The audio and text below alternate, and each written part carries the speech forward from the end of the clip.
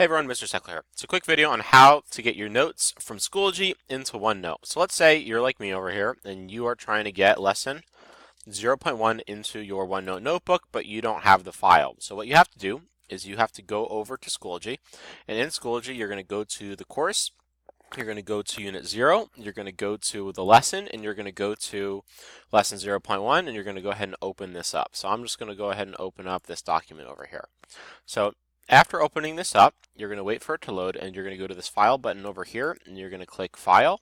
You're going to click Save As, and you're going to save a copy online. You're going to save it, and when it pops up, you guys should see this menu. If you don't see this menu, and you end up seeing the menu that I see over here, you just click Save to another folder, and it'll show you your entire OneDrive.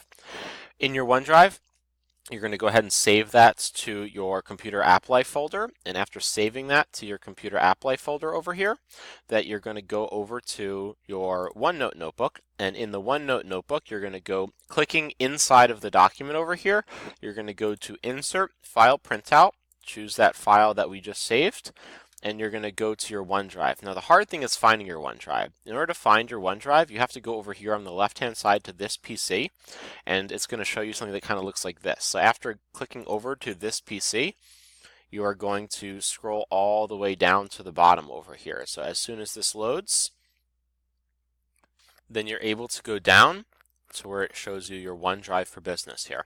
You're going to double click, double click, to open up your OneDrive over here, and then you're going to go to that folder for Computer App Life, and then in that Computer App Life folder you're going to select the file, you're going to hit Open, and then you're going to hit Insert, and then your file printout will be in this document.